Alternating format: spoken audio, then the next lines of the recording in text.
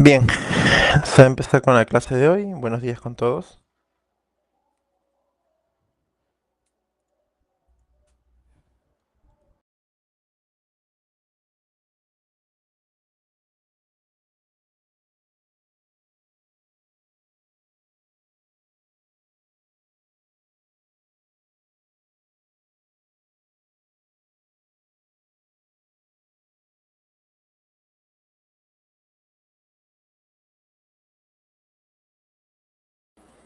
Bien, al respecto se va a empezar a trabajar con el laboratorio de hoy.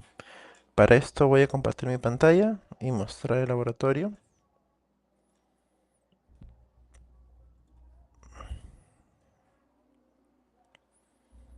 Bien, para el laboratorio de hoy vamos a empezar a trabajar con Spring Initializer nuevamente, puesto que vamos a mencionar o trabajar ya con conexión a base de datos. Al respecto, selecciono los lenguajes, las tecnologías que quiero trabajar, Java, Maven, la versión 4.10. El paquete que voy a trabajar es ComCyberTech y este laboratorio corresponde a la semana 3. La forma de empaquetado y la configuración lo voy a dejar por defecto como Yari Properties, Java 21. Las dependencias con las cuales voy a trabajar, en este caso voy a elegir Lombok. No voy a elegir Spring Boot DevTools. Hay una razón que posteriormente voy a mencionar. Spring Web, JPA, JPA. Y por último, en este caso, MySQL. Va, esas son las librerías con las cuales voy a trabajar en este caso.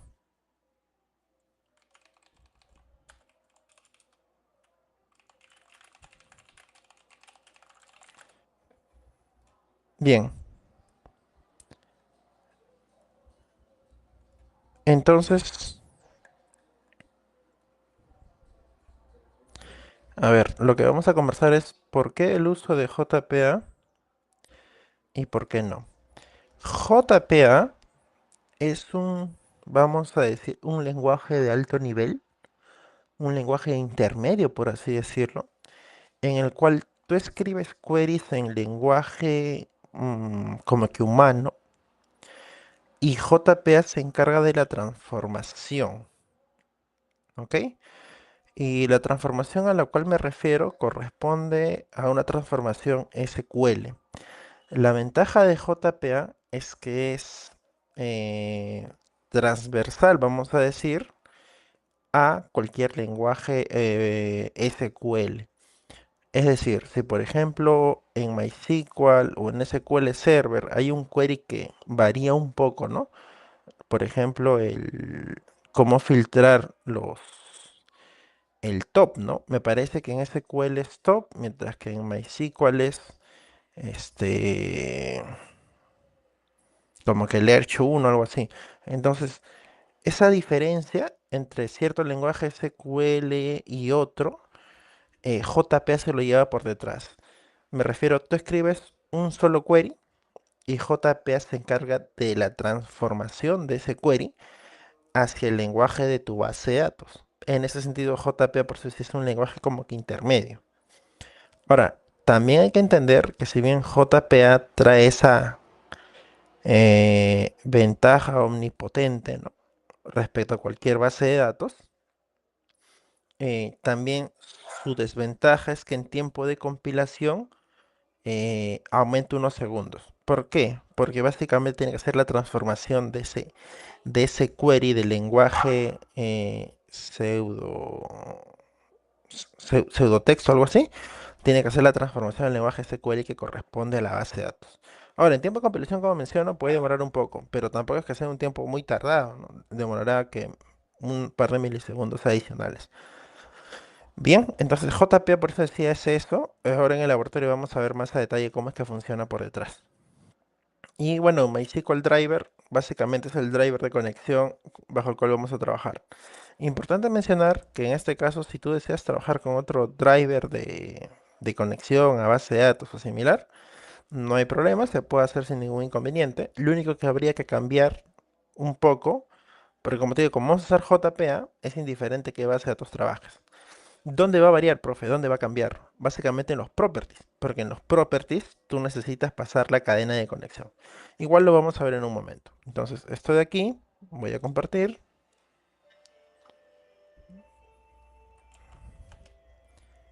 Y sobre esto vamos a trabajar. Generar.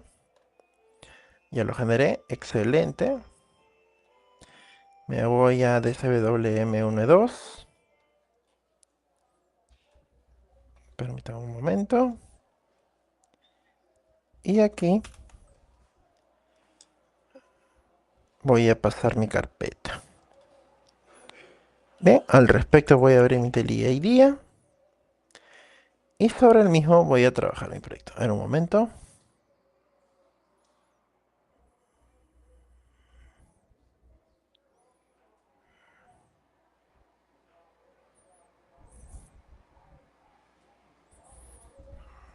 Ya, déjame un momento para abrir más bien nuestro proyecto. File. Perdón. File. Eh,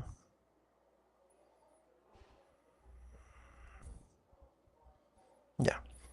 Open. Desktop. DSW92. Semana 3.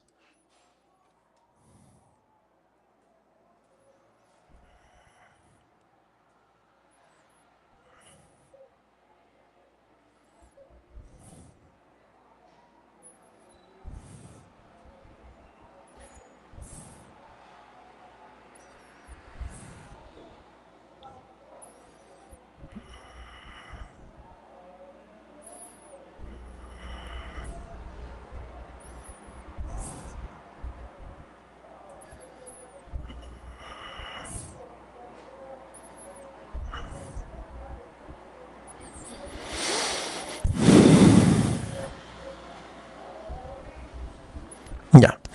Entonces ya levanté el proyecto como ahora. src, main, java. Y vamos a ver que si esta vez yo intento levantar el proyecto, sobre el mismo no me va a permitir. O sea, me va a compilar todo, pero no va a levantar el proyecto. Y es algo normal, algo natural. Si vemos la razón, porque siempre hay que guiarnos de la consola, qué tipo de errores, advertencias, entre otros, nos genera. Entonces, si yo veo al respecto, veo que la aplicación compila normal, pero no levanta. Y acá hace un mensaje de finish Spring Data Repositories escaneado en 4 milisegundos. Esto decía, el impacto es mínimo porque hay 0 JPA repositories. Y este mensaje es importante. Más adelante vamos a ver que lanza un war donde dice excepción encontrada durante la inicialización. Es lo que te decía, la compilación va a funcionar sin problemas, ¿ok? La compilación no se va a ver afectada. El problema es cuando quieras levantar la aplicación. Ya, ¿y por qué? Porque las bases de datos son dependencias directas de los programas. Es decir, necesitas tener la base de datos encendida, habilitada, etcétera, para poder correr el programa. ¿Ok? La dependencia es directa. Mientras que, por ejemplo, si estás hablando en un entorno de microservicios, un servicio no depende de otro, es decir, puedes levantarlo sin necesidad de que el otro esté arriba. La dependencia ahí es indirecta, pero en este caso es directa. Si no tienes la base de datos arriba u operativa, no te va a permitir. Es el flujo natural. Ahora veamos, el error lo que menciona es que hay un bin de factory que se llama bin creation exception, que este error se ha realizado, se ha ejecutado al intentar crear el bin con el nombre Entity Manager Factory. Este mensaje de error es importante porque lo que te indica es que ha fallado al inicializar una dependencia. La dependencia es Data Source Script Database Initializer, que te dice que esto de aquí no ha podido crear justamente este bin. ¿Y por qué? Más abajo te dice no se ha satisfecho una dependencia que requieres para el mismo. Ya, profe. A ver.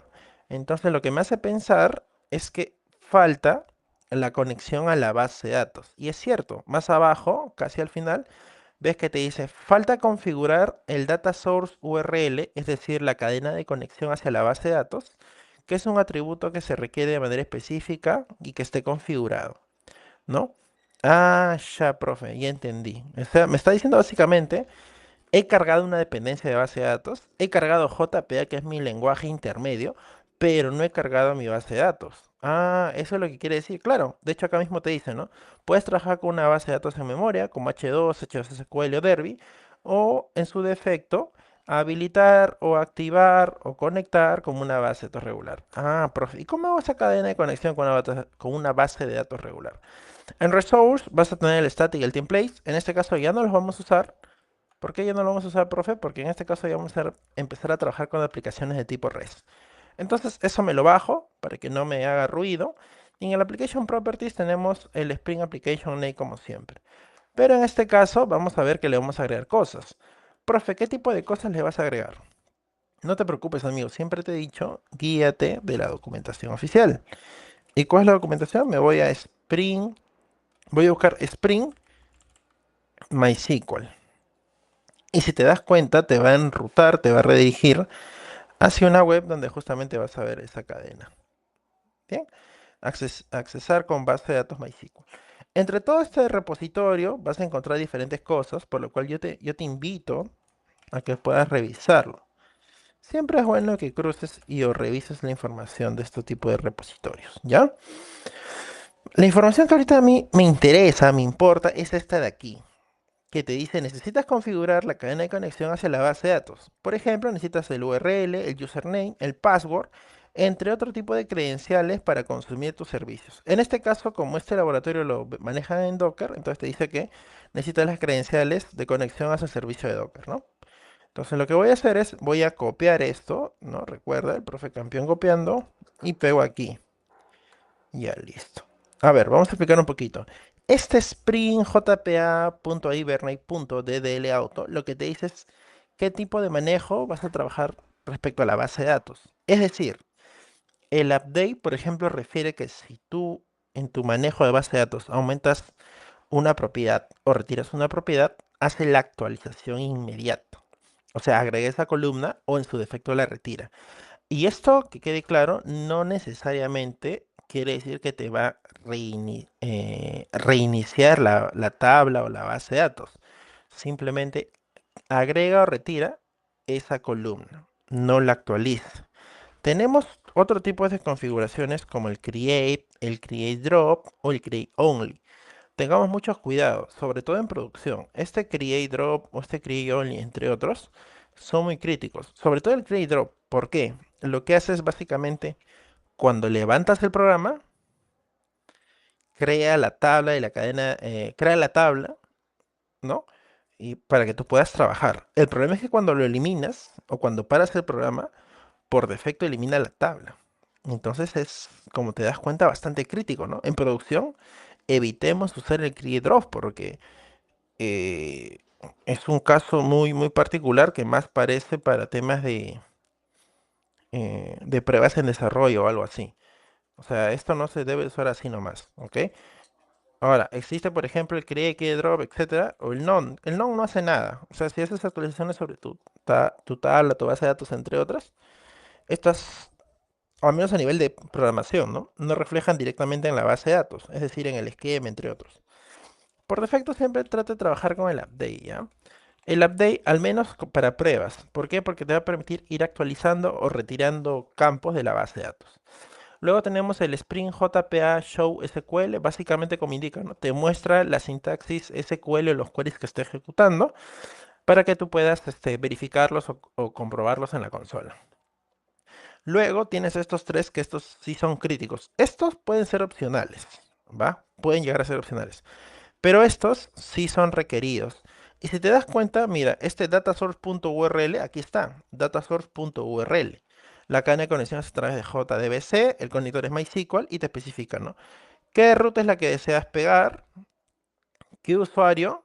¿Y qué password? ¿Ya? ¿Y qué password? Entonces, lo que voy a hacer en este caso, este MySQL host, que está como variable entorno, me lo voy a bajar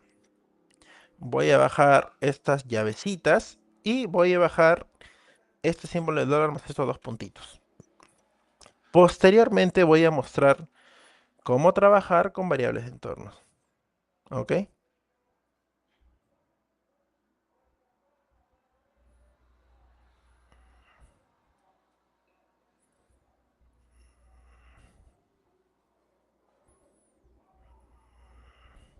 Listo.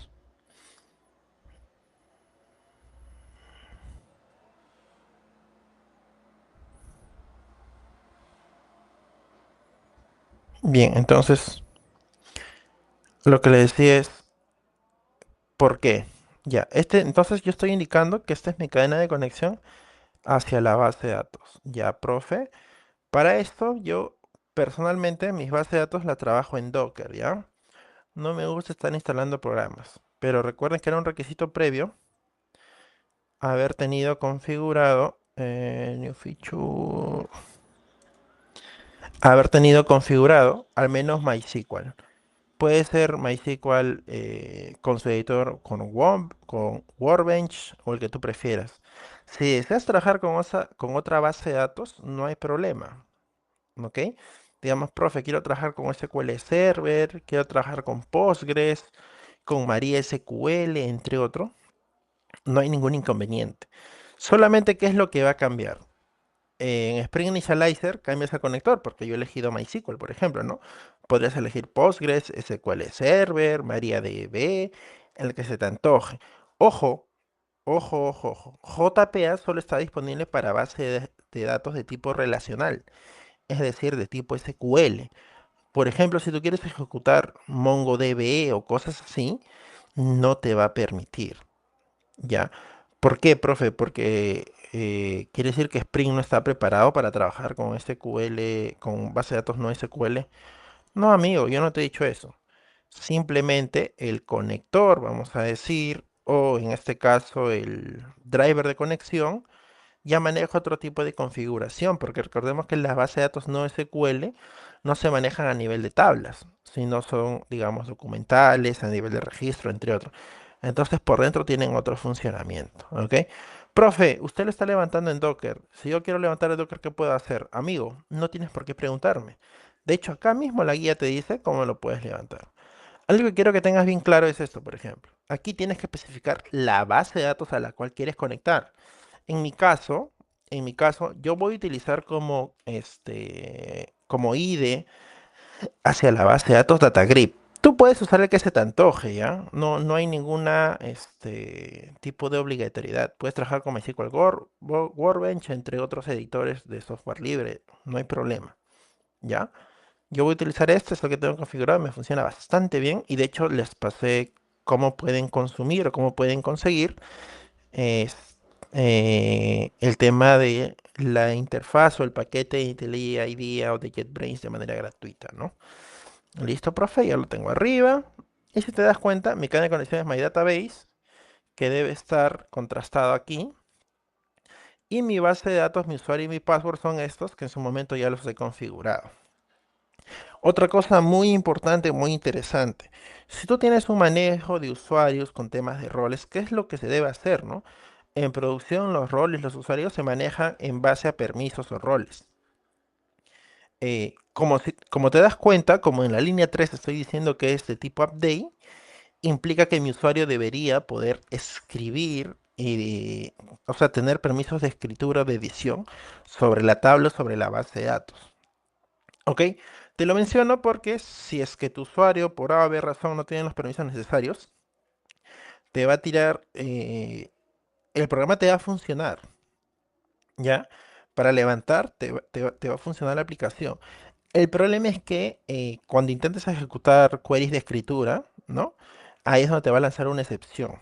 Y la excepción, si más no me equivoco, te va a especificar, la excepción es en el árbol de secciones hay un tipo de excepción que es en tiempo de ejecución, porque no te va a levantar en tiempo de compilación, ya, donde te dice básicamente, de hecho el mismo error te dice, así como acá te dice que falta esto, te dice, ¿no?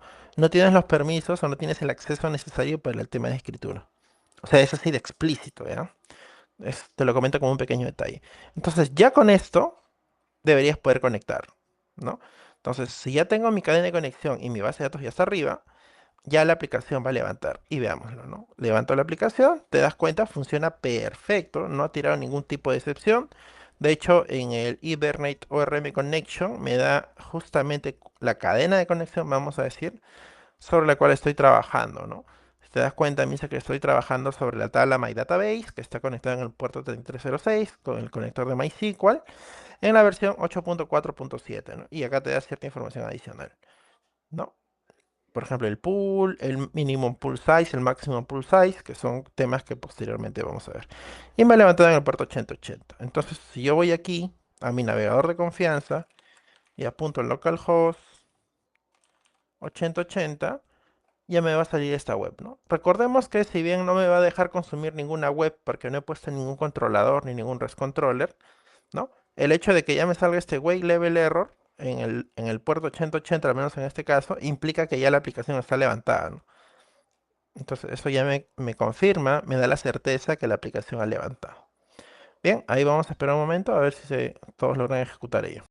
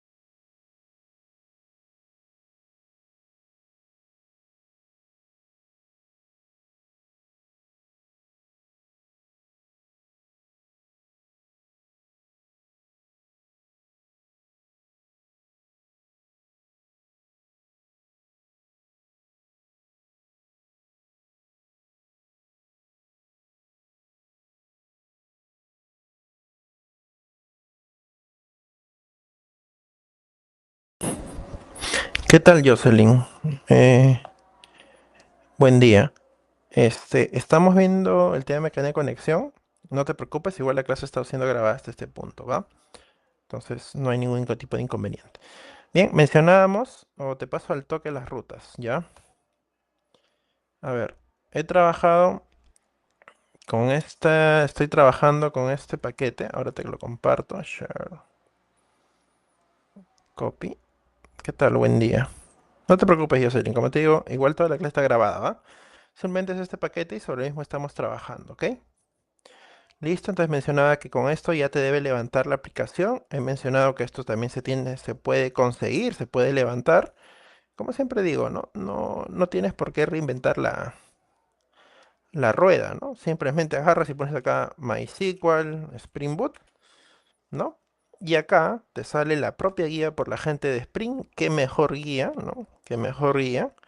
Y en la parte inferior vas a ver la cadena de conexión que requieres, que justamente son estos cinco variables, cinco valores, ¿no? Listo.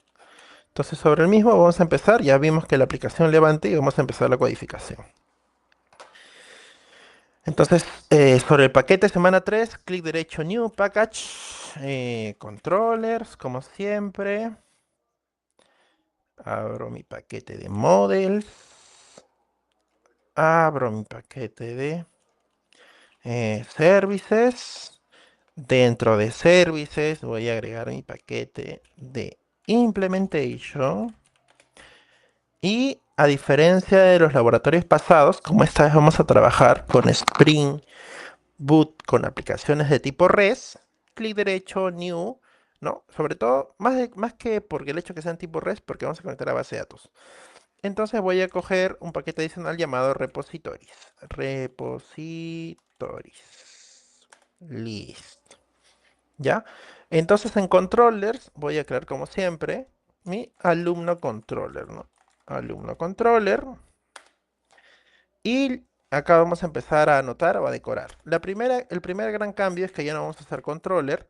Esta anotación, si bien es funcional y todo, recordemos que más que todo funciona cuando son aplicaciones que vas a ver en la web. Es decir, que vas a trabajar con el tema de la vista. Pero nosotros, ya ahondando más en el tema del curso, ya no vamos a trabajar este tipo de aplicaciones. Eso solamente fue introductorio. ¿Qué tipo de aplicaciones vamos a trabajar de tipo REST? En ese sentido, la notación es REST Controller. Esa es la pequeña gran diferencia, ¿ok? Luego el otro, el Request Mapping, no cambia absolutamente en nada. O por ejemplo, el Require Arch Constructor, que yo utilizo de Loombook para el tema de la inyección, también lo puedo trabajar normal. O sea, todo se va a trabajar normal. La única gran diferencia es que ya no voy a elegir o coger el tema de la anotación controller, sino en su defecto la anotación REST controller, que claramente indica que esta es una aplicación de tipo REST. Ah, ya, profe. ¿Eso nomás es? Sí, eso nomás es. De hecho, aquí vamos a poner public string hola mundo, digamos, y voy a retornar un hola mundo, ¿va? Esto lo voy a poner con una anotación getMapping y voy a poner la ruta lo voy a poner como slash hola. Si levanto la aplicación, si levanto la aplicación, me dice habilitar Loombook, le digo que sí. Listo. Y voy para acá a mi navegador de confianza y pongo localhost 8080 alumno hola, me trae hola mundo. Profe, a ver, perdone usted, ¿no? Pero usted está eligiendo en este caso una aplicación de tipo REST Controller, que implica que es una aplicación de tipo REST. Sin embargo, yo veo que acá le está trayendo como si fuese una vista. ¿Ya? Ese es vamos a decir, un comportamiento un poco extraño, un poco, particular de Spring Boot, al menos cuando retornas strings. En teoría, tú cuando hagas una aplicación REST, nunca vas a retornar un string, ¿ya? O sea, es, en este caso solamente es por demo. Profe, entonces, ¿cómo debo hacer mis pruebas con una aplicación de tipo REST? Para esto necesitas software específico para hacer pruebas hacia tu aplicación de REST. ¿A qué tipo de software me refiero? El más conocido es Postman, pues, ¿no? Postman. Entonces simplemente Postman puedes elegirlo para hacer las pruebas de tus cadenas de conexión. No hay ningún problema. Profe, y si no quiero usar Postman, lo detesto, no me gusta el color, no me gusta la interfaz, etcétera, puedes elegir otro. Por ejemplo, yo voy a elegir Bruno, ¿ya? El del perrito. Profe, uno es mejor que el otro o algo así. No, amigos, simplemente son herramientas similares, ¿ya? La diferencia entre uno y otro es que Bruno me parece que es de código libre, software libre, pero el funcionamiento es similar, ¿ya? O sea, no te hagas ningún problema. Puedes elegir el que tú quieras, ¿ya? ¿Y por qué lo menciono? Porque este software, al menos para aplicaciones de tipo REST, nos va a requerir o nos va a ser muy importante. Profe, tengo otra aplicación en la cual hago mis pruebas, porque hay miles, ¿ya? No recuerdo ahorita todas, pero en este caso, normal, puedes usarlo. Ahora, ¿cómo lo voy a usar? Por ejemplo, voy a abrir en este caso, como mencionaba, yo voy a usar Bruno. Es una instalación estándar tanto Bruno como Postman. Ya simplemente descargar y siguiente, siguiente. O sea, no hay nada por detrás. Y si yo abro aquí mi cadena de conexión, ¿no? Especifico una nueva collection, new, create collection, creas tu colección, como aquí ya lo he hecho, y luego le das acá los tres puntitos, new request. ¿Y qué especificas? La cadena de conexión o el tipo de cadena de conexión que requieres de tipo HTTP. Acá pones un nombre, en el request name es un nombre tentativo. Y luego pones la ruta, ¿no? En mi caso la ruta es localhost, el puerto 8080 slash alumno slash hola. Listo. ¿Va? Entonces, si yo ejecuto a ver, alumno slash hola, en el mismo puedo ver básicamente la misma respuesta. Si te das cuenta es una respuesta que te da de tipo JSON. Ay, ay, ay. Ahí hay un pequeño gran detalle que de manera posterior vamos a ver. Y aquí voy a mostrar un nuevo antipatrón. Porque el hecho que tú traigas un string, un objeto, un integer, etcétera, en los tipos REST controller, es una mala praxis. En teoría, tú no puedes retornar un string, debes retornar una interfaz de tipo response entity, que es una interfaz abstracta, es decir, te permite inyectar cualquier tipo de clase. Y dentro de este tipo de interfaz, tú requieres recién puedes englobar tu objeto con el cual deseas trabajar. O sea, ese es el manejo sobre el cual se debe llevar. Ya, ahora vamos a ver el cómo o el por qué. Bien, entonces lo que voy a trabajar en este momento es me voy a ir a Models y sobre Models voy a empezar a trabajar con mi tipo de dato. New, le doy a package, le doy alumno.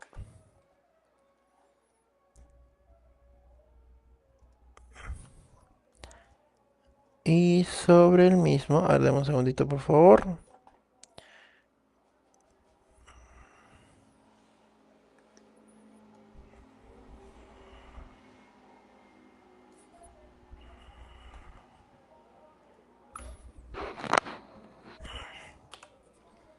Ya, sobre el mismo voy a empezar a anotar o decorar, ¿no? Como siempre, voy a utilizar el arroba data, que recordemos que por detrás está los getter, los setter, el método toString, el método hash and equals, entre otros.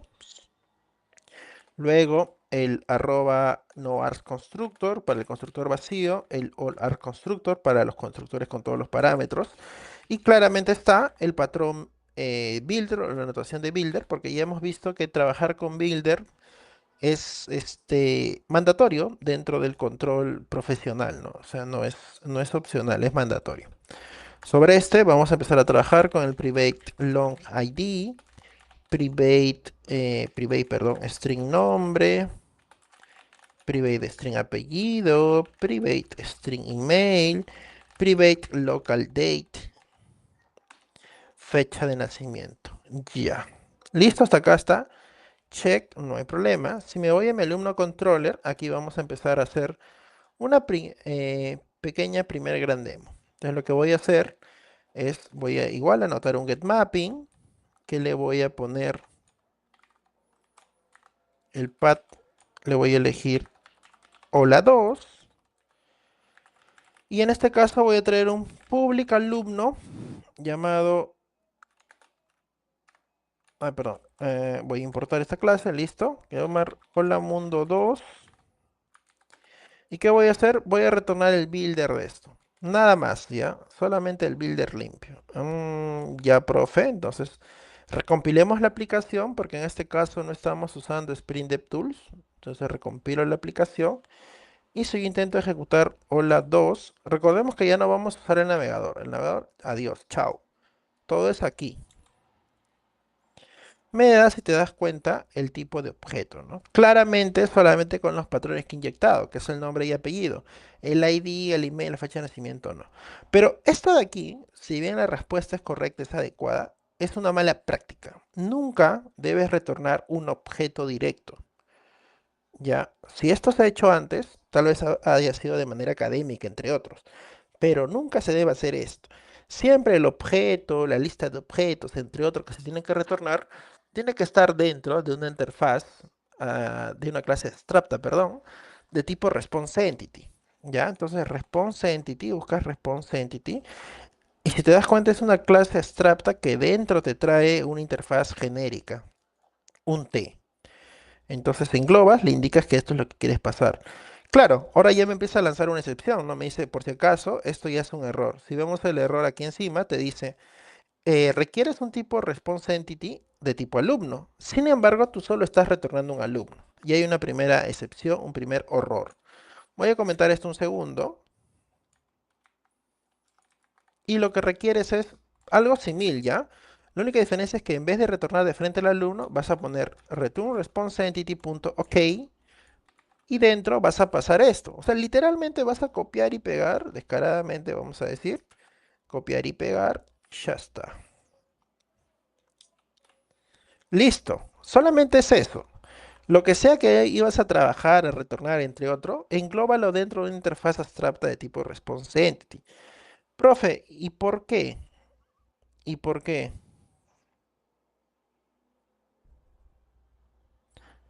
Lo que pasa es que la interfaz de tipo Response Entity es una interfaz con la cual puedes trabajar o vas a trabajar sobre temas de, por ejemplo, respuestas de tipo HTTP, entre otros. De hecho, en un momento lo vamos a ver más a detalle. Ahora, ojo, si tú estás trabajando o te estás orientando de alguna guía en internet, entre otros, puede que en internet, ¿no? O en otra guía estén llevando de la siguiente manera, porque no es la única manera, también puede ser esta de aquí. Puede ser un return new response entity y aquí pones, si te das cuenta, este es un método que tiene sobrescrito varias funcionalidades o varias maneras. La que voy a usar es esta segunda. Pasas primero el objeto que requieres, ¿ok? Y la segunda pones el status code que requieres. Como te digo, no es la única manera. Hay otras donde pasas, por ejemplo, los headers, donde pasas el HTTP status code, el raw status, entre otros, ¿no? O sea, métodos de o firmas sobrescritas existen y existen bastantes, al menos para esta clase. Solo voy a mostrar dos. Entonces, en este tipo, lo que haces es esto de aquí, mira, campeón copiando y pegando, copias y pegas. Y recuerda, el segundo parámetro te pide un HTTP status code. Entonces, HTTP status, ok. Esto implica que va a ser un código de tipo 200. Mira, acá te dice, es un código de tipo 200. Y le puedes dar aquí. Profe, está tirando error. Claro, en este caso está tirando error porque tengo dos returns, pues, ¿no? Pero si tú comentas el de arriba, te va a funcionar excelente. Mira, voy a recompilar, por ejemplo. Voy a recompilar, le doy send y el funcionamiento es el mismo. Profe, excúseme, ¿no? Pero, ¿cuál es el sentido que haya agregado ese response entity si al final está retornando lo mismo que hace un rato? Si voy a retornar el objeto solito. Es que si te das cuenta, este response entity te tiene o te brinda el manejo del código de estado. Y esto es algo muy importante, muy crítico. Porque recordemos que los códigos de estados existen por algo, para dar connotación o para dar detalles específicos sobre qué estás ejecutando. De hecho, que le voy a dar HTTP status codes. Y por ejemplo, aquí te dice todos los HTTP status code, que si te das cuenta están los de tipo 100, los de tipo 200, los de tipo 300, 400 y 500. ¿No? Y acá te dice, por ejemplo, los tipos 200 implica que todo salió bien. El 200 OK te implica que has retornado la información de manera correcta. El 201 es para indicar que has creado información de manera correcta.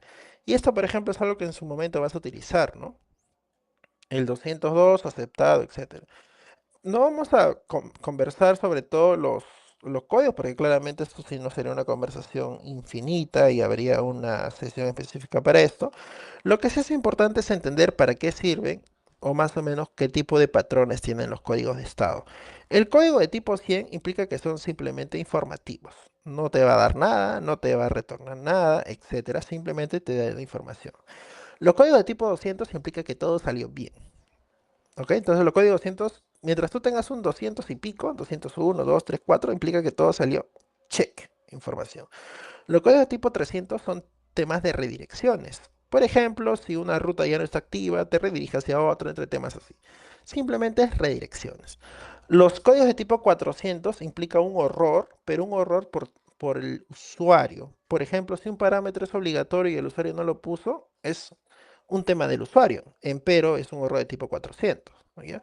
Los errores 400 son errores, podemos decir, manejables, porque normalmente suele ser en el 99% de casos, es que el usuario ha puesto algún error, se ha pasado algo, etcétera. O sea, vamos a decir como que es culpa del usuario. El problema es si te sale un error de tipo 500, porque los errores tipo 500 implican que ha sido problema del servidor. En español o la traducción literal es que tú has sido el problema, así que esos son los errores más críticos, ¿ya? Entonces, ¿por qué menciono esto de aquí? Porque el response entity te va a permitir configurar sin ningún problema, de manera natural, qué tipo de código de estado deseas trabajar, ¿ya? Entonces, por eso es que va a ser nuestro mejor amigo. ¿Ok? Listo, profe. Listo, profe. Entonces, esto de aquí lo voy a minimizar. Ya. Y vamos a empezar ahora sí a trabajar con el laboratorio de hoy. Ya tengo mi alumno profe. En repositorios, ¿qué va a hacer? Voy a crear una interfaz de tipo alumno repository. Ojo, es una interfaz, no es una clase.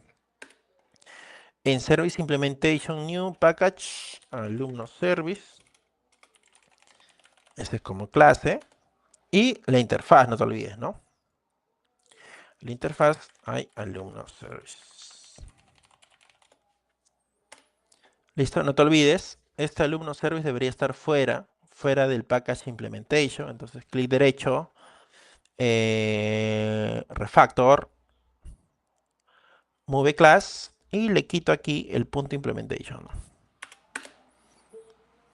Ajá. Ah, debería estar al revés, de hecho. Debería estar al revés, perdón. La interfaz es la que debe salir, ya. Mil disculpas.